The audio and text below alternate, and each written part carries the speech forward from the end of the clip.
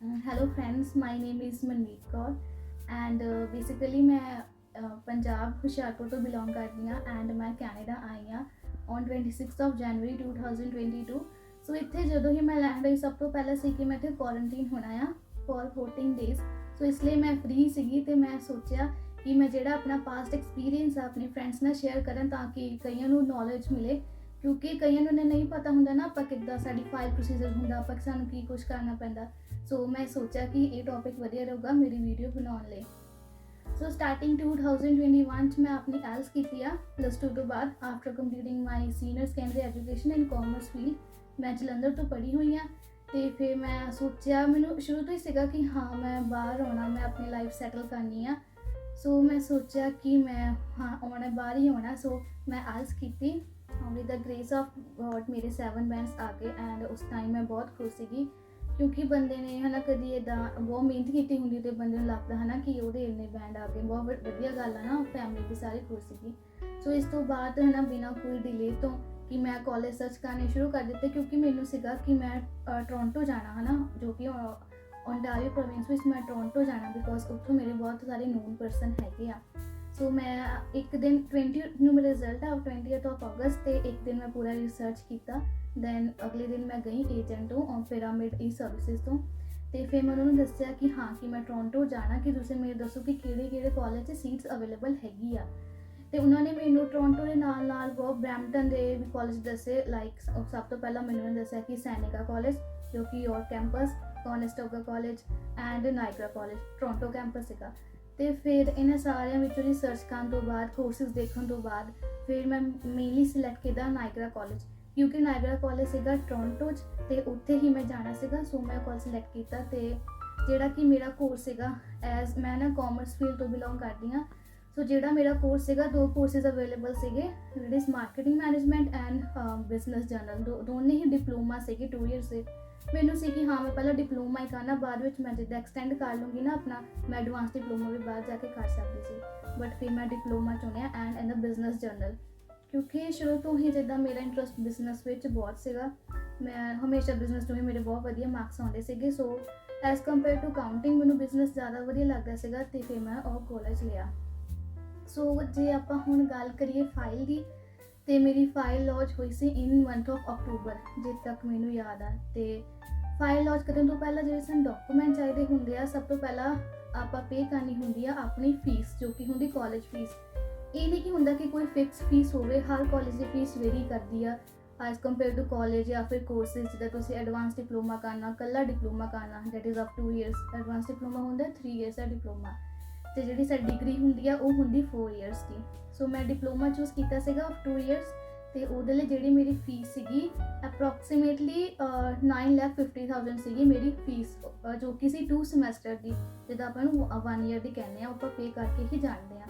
ਅਤੇ ਸਭ ਤੋਂ ਪਹਿਲਾਂ ਮੈਂ ਆਪਣੀ ਫੀਸ ਪੇ ਕੀਤੀ। ਉਸ ਤੋਂ ਬਾਅਦ 'ਚ ਮੈਨੂੰ 1-2 ਵੀਕਸ ਦੇ ਵਿੱਚ ਮੈਨੂੰ ਫੀਸ ਰਿਸੀਟ ਆਪਣੀ ਰਿਸੀਵ ਹੋਈ, ਜੋ ਕਿ ਮੇਰੇ ਓਫੀਸ਼ੀਅਲ ਈਮੇਲ 'ਤੇ। ਐਂਡ ਉਸ ਤੋਂ ਬਾਅਦ ਗੱਲ ਕਰੀਏ GIC ਦੀ।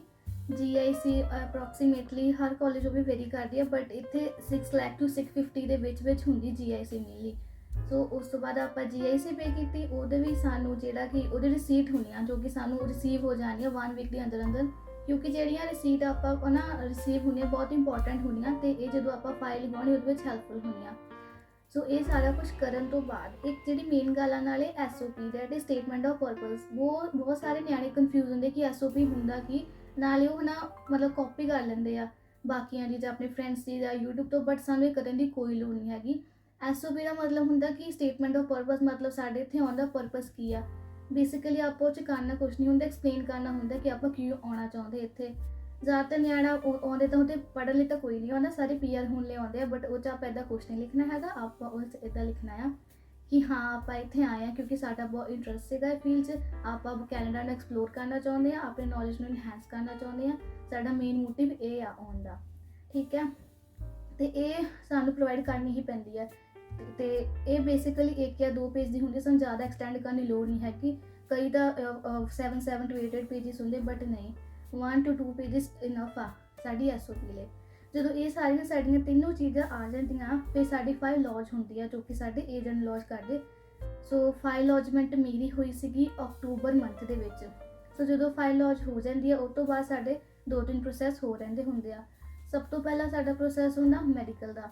ਸਾਨੂੰ ਆਪਣਾ ਮੈਡੀਕਲ ਕਰਵਾਉਣ ਜਾਣਾ ਪੈਂਦਾ, ਸਾਨੂੰ ਆਪਣੀ ਅਪੋਇੰਟਮੈਂਟ ਬੁੱਕ ਕਰਵਾਉਣੀ ਪੈਂਦੀ ਆ। ਸੋ ਮੈਡੀਕਲ ਆਪਾਂ ਇਸ ਲਈ ਕਰਵਾਉਣੇ ਤਾਂ ਕਿ ਆਪਾਂ ਦੇਖ ਸਕੀਏ ਕਿ ਜਿਹੜੇ ਸਟੂਡੈਂਟ ਨੇ ਜਾਣਾ ਜਾਂ ਜਿਹੜੇ ਵੀ ਬੰਦੇ ਨੇ ਜਾਣਾ ਉਹ ਵੈਲਬੀਂਗ ਮਤਲਬ ਉਹ ਸਹੀ ਆ, ਉਹਨੂੰ ਕੋਈ ਇੱਦਾਂ ਅਸਥਮਾ ਵਗੈਰਾ ਵਰਗੀ ਕੋਈ ਪ੍ਰੋਬਲਮ ਤਾਂ ਨਹੀਂ ਹੈਗੀ। ਮੇਨਲੀ ਸਾਰਾ ਕੁਝ ਉੱਥੇ ਚੈੱਕ ਕਰਦੇ ਆ। ਅਤੇ ਮੇਰਾ ਸੀਗਾ ਮੈਡੀਕਲ ਹੋਇਆ ਇਨ ਦਾ ਮੰਥ ਆਫ ਸੈਪਟੈਂਬਰ, ਹੋਇਆ ਸੀਗਾ ਲੁਧਿਆਣੇ ਵਿੱਚ, ਜੋ ਕਿ ਸੀਗਾ SPS ਹਸਪੀਟਲ। ਉਹਲੇ ਸਾਨੂੰ ਪਹਿਲਾਂ ਅਪੋਇੰਟਮੈਂਟ ਬੁੱਕ ਕਰਵਾਉਣੀ ਪੈਂਦੀ ਹੈ ਅਤੇ ਉਹਲੇ ਸਾਡੀ ਮਨੀ ਰਿਕੁਆਇਰ ਹੁੰਦੀ 5 to 6,000 ਦੇ ਵਿੱਚ ਸਾਡਾ ਮੈਡੀਕਲ ਅਪੋਇੰਟਮੈਂਟ ਬੁੱਕ ਹੋ ਜਾਂਦੀ। ਅਤੇ ਇਹੀ ਟੋਟਲ ਕਾਸਟ ਹੁੰਦਾ ਸਾਡੇ ਮੈਡੀਕਲ ਦਾ। ਮੈਡੀਕਲ ਦੇ ਵਿੱਚ ਵੀ ਸਾਡਾ ਸਾਰਾ ਕੁਝ ਦੇਖਦੇ ਹੁੰਦੇ ਆ ਹੈ ਨਾ, ਕਿ ਆਈਸਾਈਟ ਚੈੱਕ ਕਰ ਲਈ, ਬਲੱਡ ਟੈਸਟ ਹੋ ਗਿਆ, ਹਾਈਟ ਵੇਟ ਵਗੈਰਾ ਸਾਰਾ ਕੁਝ, ਅਤੇ ਕੋਈ ਸੀਰੀਅਸ ਪ੍ਰੋਬਲਮ ਤਾਂ ਨਹੀਂ, ਇੱਕ ਡਾਕਟਰ ਚੈੱਕ ਕਰਦਾ ਹੁੰਦਾ ਐਂਡ 'ਤੇ। ਸੋ ਜਿਹੜੀ ਉਹ ਸਾਨੂੰ ਮੇਨ ਰਿਸੀਟ ਮਿਲਦੀ ਹੈ ਨਾ ਐਂਡ ਦੇ ਵਿੱਚ, ਉਹ 'ਤੇ ਲਿਖਿਆ, ਉਹ 'ਤੇ ਟੈਗ ਲੱਗਾ ਹੁੰਦਾ ਹਸਪੀਟਲ ਦਾ, ਉਹ ਸਾਡੇ ਉਹ ਵੀ ਇੰਪੋਰਟੈਂਟ ਹੁੰਦੀ ਕਿਉਂਕਿ ਅੱਗੇ ਜਾ ਕੇ ਆਪਣੀ ਫਾਈਲ ਆਪਾਂ ਮੈਸੇਜਸ ਭੇਜਣੀ ਆ ਤਾਂ ਉਹ ਸਾਡੇ ਕੋਲ ਹੋਣੀ ਚਾਹੀਦੀ ਆ। ਸੋ ਉਸ ਤੋਂ ਬਾਅਦ ਹੋਇਆ ਸੀਗਾ ਮੇਰਾ ਬਾਇਓਮੈਟ੍ਰਿਕ, ਜੋ ਕਿ ਔਨ ਸੀਗਾ ਨਵੰਬਰ, ਮਤਲਬ 2 ਮੰਥ ਬਾਅਦ, ਨਵੰਬਰ ਔਰ 23rd of ਨਵੰਬਰ। ਅਤੇ ਜਦੋਂ ਮੇਰੀ ਫਾਈਲ ਲੌਂਚ ਹੋਈ ਸੀ ਅਤੇ ਉਸ ਵਕਤ ਕੋਵਿਡ ਚੱਲਦਾ ਸੀਗਾ, ਬਹੁਤ ਜ਼ਿਆਦਾ ਸੀਗਾ, ਅਤੇ ਇਸ ਲਈ ਪੰਜਾਬ ਦੇ ਵਿੱਚ ਕੋਈ ਸਲੋਟ ਅਵੇਲੇਬਲ ਨਹੀਂ ਸੀਗੇ, ਨਾ ਜਲੰਧਰ, ਨਾ ਚੰਡੀਗੜ੍ਹ, ਨਾ ਮੈਨੂੰ ਕੋਈ ਨਹੀਂ ਸਲੋਟ ਮਿਲਿਆ ਹੈ ਨਾ। ਮੈਂ 1 ਵੀਕ ਸਰਚ ਕਰਦੀ ਰਹੀ, ਅਪੋਇੰਟਮੈਂਟ ਬੁੱਕ ਦੇਖਦੀ ਰਹੀ ਕਿ ਅਵੇਲੇਬਲ ਹੈ ਕਿ, ਬਟ ਨਹੀਂ ਸੀ। ਉਸ ਤੋਂ ਬਾਅਦ 'ਚ ਫਿਰ ਮੈਂ ਰਿਸਰਚ ਕੀਤੀ ਅਤੇ ਮੈਨੂੰ ਸਭ ਤੋਂ ਪਹਿਲਾਂ ਮੈਨੂੰ ਜਿਹੜੀ ਅਪੋਇੰਟਮੈਂਟ ਸੀ ਬੋਂਬੇ ਆਫਰ ਕਰਦੇ ਸੀਗੇ, ਅਤੇ 1-2 ਸੀਗੀਆਂ ਪੂਨੇ ਸੀਗੀ, ਅਤੇ ਫਿਰ ਇੱਕ ਮੈਨੂੰ ਮਿਲੀ ਅਹਿਮਦਾਬਾਦ, ਉਹ ਸੀਗੀ 23rd of ਨਵੰਬਰ, ਬਾਕੀ ਸੀਗੇ 30th of ਨਵੰਬਰ। ਸੋ ਮੈਨੂੰ ਲੱਗਾ ਕਿ ਹਾਂ ਚਲੋ ਉਹ ਤੋਂ 7 ਡੇਜ਼ ਪਹਿਲਾਂ ਹੀ ਆ, ਅਤੇ ਫਿਰ ਮੈਂ ਉਹ ਅਪੋਇੰਟਮੈਂਟ ਹੈ ਨਾ ਆਪਣੀ ਬੁੱਕ ਕਰਵਾ ਲਈ। ਅਤੇ ਮੈਨੂੰ ਉਹਨਾਂ ਨੇ ਇੱਕ ਦੇ ਦਿੱਤਾ ਅਪੋਇੰਟਮੈਂਟ ਲੈਟਰ, ਜੋ ਕਿ ਜਿਹੜਾ ਸਾਡਾ ਹੁੰਦਾ ਜਦੋਂ ਆਪਾਂ ਜਾਣਾ ਹੁੰਦਾ ਆਪਣੇ ਨਾਲ ਲੈ ਕੇ ਜਾਣਾ ਹੁੰਦਾ appointment letter. So 23rd of ਨਵੰਬਰ ਨੂੰ ਮੇਰੀ ਬਾਇਓਮੈਟ੍ਰਿਕ ਸੀਗੀ ਇਨ ਅਹਿਮਦਾਬਾਦ। ਸੋ ਆਪਾਂ 2 ਦਿਨ ਟਰੈਵਲ ਕਰਕੇ ਗਏ ਟ੍ਰੇਨ 'ਚ, ਉਹ ਵੀ ਅਲੱਗ ਐਕਸਪੀਰੀਅੰਸ ਸੀਗਾ ਇਹ ਬਹਾਨੇ ਨਾਲ ਕਿ ਆਪਾਂ ਉਸ ਜਗ੍ਹਾ 'ਤੇ ਵੀ ਗਏ। ਅਤੇ ਉਸ ਤੋਂ ਬਾਅਦ ਸਾਡੇ ਬਾਇਓਮੈਟ੍ਰਿਕ ਤੋਂ ਬਾਅਦ ਕਿ ਮੈਂ ਪੂਰਾ 1-1.5 ਮੰਥ ਵੇਟ ਕੀਤੀ ਕਿ ਉਹ ਮਤਲਬ ਟਾਈਮ ਬਹੁਤ ਔਖਾ ਹੁੰਦਾ ਮੇਰੇ ਲਈ, ਨਹੀਂ ਈਵਨ ਸਾਰੇ ਸਟੂਡੈਂਟ ਲਈ, ਕਿਉਂਕਿ ਜਿਹੜੀ PPR ਆਉਣ ਨੂੰ ਉਦੋਂ ਬਹੁਤ ਟਾਈਮ ਲੱਗਦਾ ਸੀ, ਕਿਉਂਕਿ 18 ਲੱਖ ਜਿਹੜੀ ਸੀ ਪੈਂਡਿੰਗ ਫਾਈਲਸ ਪਈਆਂ ਸੀਗੀਆਂ ਉਸ ਟਾਈਮ 'ਤੇ। ਅਤੇ ਹਜੇ ਵੀ ਕਈ ਸਟੂਡੈਂਟ ਆ ਜਿਨ੍ਹਾਂ ਦੀ ਹਜੇ ਸੈਪਟੈਂਬਰ ਇਨਟੇਕ ਦੀ ਹੀ ਫਾਈਲ ਨਹੀਂ ਹੋਈ, ਕਿ ਜੈਨ ਇਨਟੇਕ ਦੇ ਤਾਂ ਹਜੇ ਬਹੁਤ ਜਾਣੇ ਪਏ ਆ। ਅਤੇ ਉਸ ਟਾਈਮ ਬਹੁਤ ਔਖਾ ਸੀ ਆਪਣੇ ਆਪ ਨੂੰ ਸਾਹਮਣਾ, ਪੇਰੈਂਟਸ ਨੂੰ ਸਾਹਮਣਾ, ਬਹੁਤ ਜ਼ਿਆਦਾ ਔਖਾ ਹੋ ਜਾਂਦਾ ਬੰਦੇ ਲਈ। ਬਟ ਫਿਰ ਵੀ ਸਾਨੂੰ ਸੀਗਾ ਕਿ ਸਾਨੂੰ ਬਹੁਤ ਹੋਪ ਸੀਗੀ ਕਿ ਹਾਂ ਸਾਡਾ ਸਾਰਾ ਕੁਝ ਸਹੀ ਹੋਣਾ ਆ।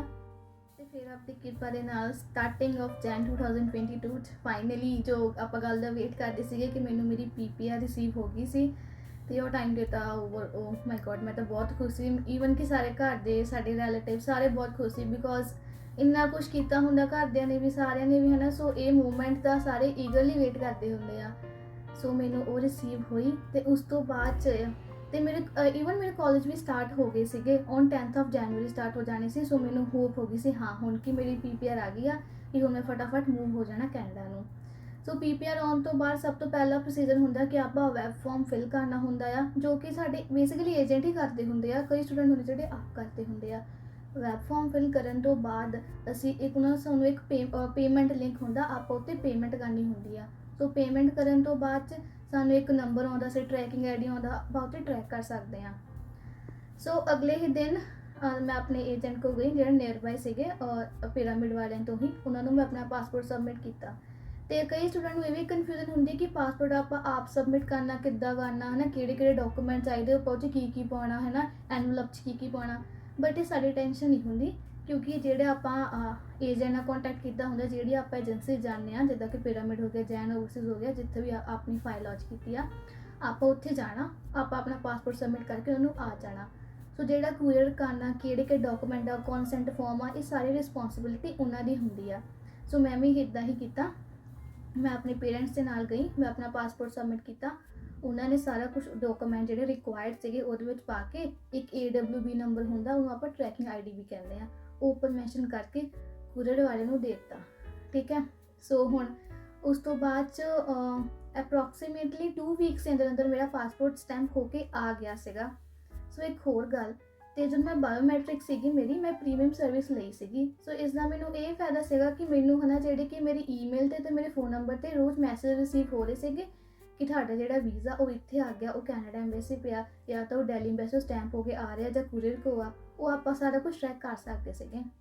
So after 15 days approximate 2 weeks ਅੰਦਰ ਅੰਦਰ ਮੈਨੂੰ ਆਪਣਾ ਪਾਸਪੋਰਟ ਸਟੈਂਪ ਹੋ ਕੇ ਰਿਸੀਵ ਮਿਲ ਗਿਆ। ਇਹ ਹੁਣ ਤਾਂ ਮੇਰੀ ਕਲਾਸਿਸ ਵੀ ਚੱਲਦੀਆਂ ਸੀਗੀਆਂ, ਮੈਂ ਰੋਜ਼ ਰਾਤ ਨੂੰ ਕਲਾਸਿਸ ਲਗਾਉਂਦੀ ਹੁੰਦੀ ਸੀ, ਮੈਨੂੰ ਸੀ ਕਿ ਫਟਾਫਟ ਆ ਜਾਵੇ ਅਤੇ ਫਟਾਫਟ ਮੈਂ ਕੈਨੇਡਾ ਚੱਲ ਜਾਵਾਂ। ਅਤੇ ਪਾਸਪੋਰਟ ਆਉਣ ਤੋਂ ਬਾਅਦ ਵਿੱਚ ਸਭ ਤੋਂ ਪਹਿਲਾਂ ਆਪਾਂ ਇਹ ਕੰਮ ਕੀਤਾ ਕਿ ਆਪਾਂ ਦੇਖ ਲਈ ਕਿ ਨਾ ਕਿਹੜੀ ਟਿਕਟਸ ਅਵੇਲੇਬਲ ਹੈਗੀ ਆ, ਡਾਇਰੈਕਟ ਫਲਾਈਟ ਜਾਣੀ ਆ, ਇਨਡਾਇਰੈਕਟ ਫਲਾਈਟ ਆ, ਕਿਹੜਾ ਆ ਸਾਡਾ ਕੋਵਿਡ ਟੈਸਟ ਕਰਾਉਣਾ, ਮਤਲਬ ਇਹ ਸਾਰੇ ਪ੍ਰੋਸੀਜਰ ਆਪਾਂ ਕਰਨੇ, ਰਿਸਰਚ ਕਰਨਾ ਮਤਲਬ ਸ਼ੁਰੂ ਕਰ ਦਿੱਤਾ। ਸੋ ਮੈਨੂੰ 4 to 5 ਡੇਜ਼ ਲੱਗੇ ਮੇਰੀ ਫੈਮਿਲੀ ਨੂੰ ਅਤੇ ਮੈਨੂੰ ਆਪਾਂ ਰਿਸਰਚ ਕੀਤਾ ਕਿ ਕਿਹੜੀ ਟਿਕਟਸ ਹੈਗੀ ਆ, ਕਿਉਂਕਿ ਕੋਵਿਡ ਦੇ ਟਾਈਮ 'ਤੇ ਬਹੁਤ ਈਵਨ ਬਹੁਤ ਐਕਸਪੈਂਸਿਵ ਵੀ ਸੀਗਾ ਅਤੇ ਸ਼ੋ ਹੀ ਨਹੀਂ ਕਰ ਰਹੇ ਸੀਗੇ ਕੋਈ ਟਿਕਟ, ਮਤਲਬ ਵਿਦਿਨ ਵੀਕ ਦੇ ਅੰਦਰ ਅੰਦਰ। ਅਤੇ ਫਿਰ ਆਪਾਂ ਮਤਲਬ ਥੋੜ੍ਹਾ ਪੇਸ਼ੈਂਸ ਰੱਖਿਆ, ਹੁਣ ਇੰਨਾ ਟਾਈਮ ਪੇਸ਼ੈਂਸ ਕੀਤਾ ਤਾਂ ਹੁਣ ਆਪਾਂ ਤਾਂ ਵੀ ਹੌਲੀ ਹੌਲੀ ਐਨ ਵਧੀਆ ਤਰੀਕੇ ਨਾਲ ਸਾਰਾ ਕੁਛ ਕੀਤਾ। ਅਤੇ ਫਾਈਨਲੀ ਮੈਨੂੰ ਟਿਕਟ ਮਿਲੀ ਸੀ ਏਅਰ ਇੰਡੀਆ ਦੀ, ਅਤੇ ਡਾਇਰੈਕਟ ਫਲਾਈਟ ਸੀਗੀ, ਅਤੇ ਉਹਦਾ ਕੋਸਟ ਸੀਗਾ ਅਰਾਊਂਡ 1,70,000, ਜੋ ਕਿ ਡਾਇਰੈਕਟ ਫਲਾਈਟ ਸੀਗੀ ਫਰੋਮ ਦਿੱਲੀ ਟੂ ਟੋਰਾਂਟੋ। ਅਤੇ ਫਿਰ ਉਹਦੀ ਫਲਾਈਟ ਬੁੱਕ ਕੀਤੀ ਔਨ 26 ਜਨਵਰੀ 2022, ਜਿਹੜੇ ਦਿਨ ਦਾ ਮੈਨੂੰ ਬਹੁਤ ਚਿਰਾਂ ਤੋਂ ਵੇਟ ਸੀਗਾ। ਅਤੇ ਉਸ ਦਿਨ ਮੈਂ ਆਈ ਇੰਡੀਆ ਟੂ ਕੈਨੇਡਾ। ਅਤੇ ਹੁਣ ਮੈਂ ਆਪਣੀ ਨੈਕਸਟ ਵੀਡੀਓ ਤੁਹਾਨੂੰ ਦੱਸੂੰਗੀ ਕਿ ਮੇਰਾ ਐਕਸਪੀਰੀਅੰਸ ਅਤੇ ਕਿਹੜੇ ਡਾਕੂਮੈਂਟ ਰਿਕੁਆਇਰਡ ਆ for travelling from India to Canada, ਅਤੇ ਸਾਨੂੰ ਉੱਥੇ ਦਾ ਪ੍ਰੋਸੀਜਰ ਕੀ ਆ, ਕਿ ਕੋਵਿਡ ਦੇ ਟਾਈਮ 'ਤੇ ਕੀ ਨੋਰਮਸ ਚੱਲ ਰਹੇ, ਕੰਡੀਸ਼ਨ ਫੁਲਫਿਲ ਕਰਨੀਆਂ ਪੈਣੀਆਂ, ਉਹ ਮੈਂ ਆਪਣਾ ਸਾਰਾ ਨੈਕਸਟ ਵੀਡੀਓ 'ਚ ਸ਼ੇਅਰ ਕਰੂੰਗੀ। ਸੋ ਜੇ ਤੁਹਾਨੂੰ ਮੇਰੀ ਵੀਡੀਓ ਪਸੰਦ ਆਈ ਤਾਂ ਪਲੀਜ਼ ਲਾਈਕ ਕਰੋ, ਸਬਸਕ੍ਰਾਈਬ ਕਰੋ, and thank you, bye bye.